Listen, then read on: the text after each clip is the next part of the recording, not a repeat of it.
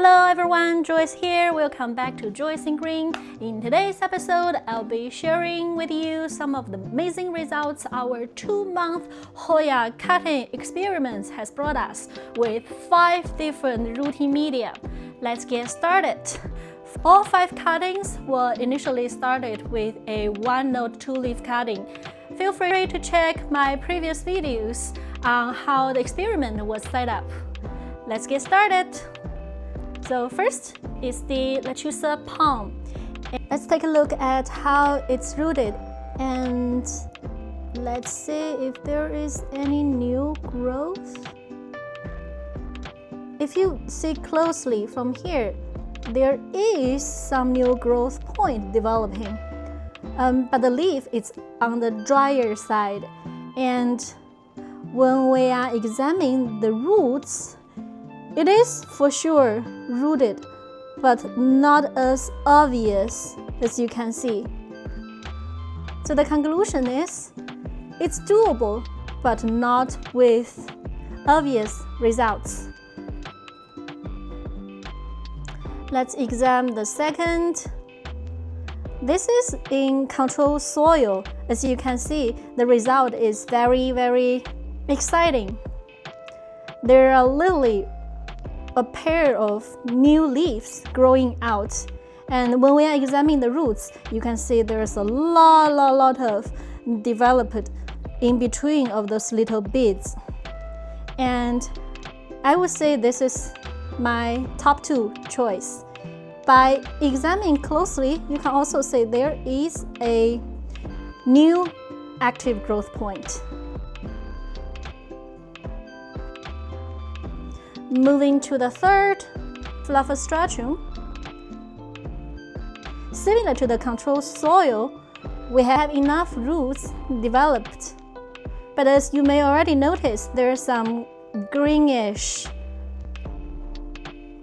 moss-like thing developed inside. And I think that's a common problem we've seen when rooting with either Fluval Stratum and control soil.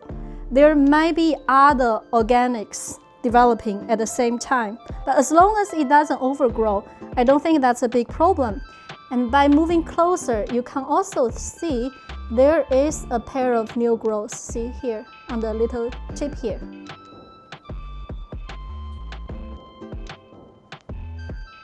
Okay, let's check on the Sphagnum Moss.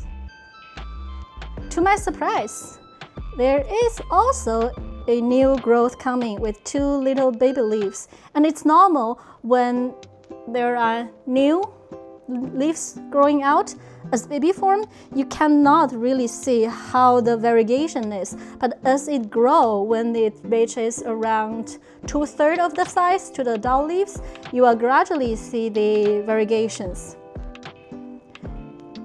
And from the sides, you can see those amazing roots already developed. Last, my favorite, tree fern.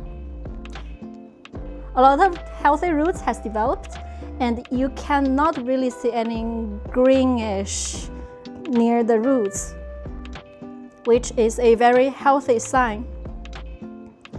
And not sure you can see clearly, it's also high variegation new leaves. Here is the result overall. I also put a before and after image 2 months apart, so you can see a more obvious result. At the end of the video, I want to give a few more introductions of the pros and cons. First, for the Lechuza Pon. Based on this experience, I wouldn't recommend anyone to use it as an actual rooting medium, but it doesn't necessarily mean it's not good.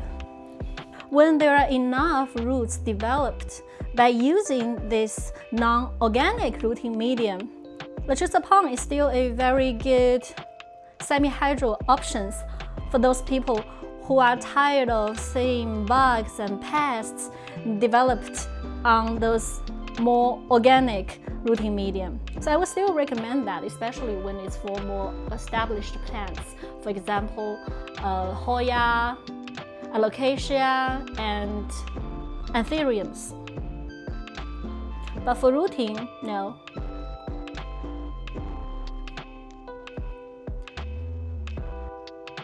Control soil.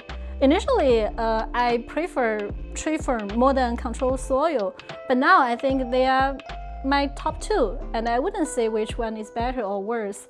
I like them both. It really depends on your budget and how you like the appearance of the medium. And one thing I wanted to point out that control soil and Fluval Stratum dry really fast, and you might need to add the water at least every other week during the rooting process. For the Fluval Stratum, you can see it's really prone to mold, and we can already see some fluffy development around. It's still an excellent medium. Based on the outcome of those two, I would definitely rate this lower than control soil.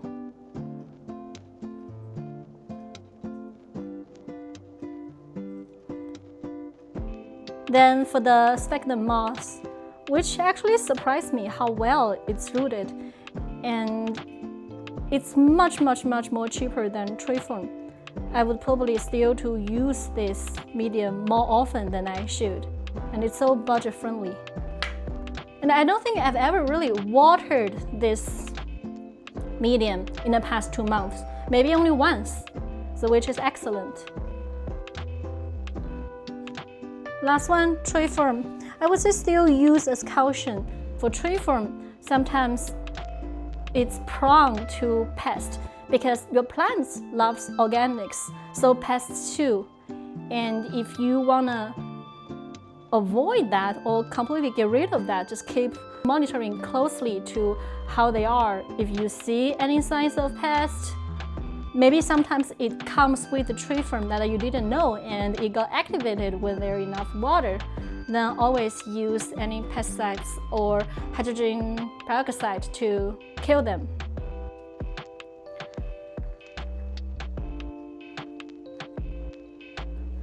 That's everything. Hope you liked today's video. Let me know in the comments what you want me to experiment next. Peace!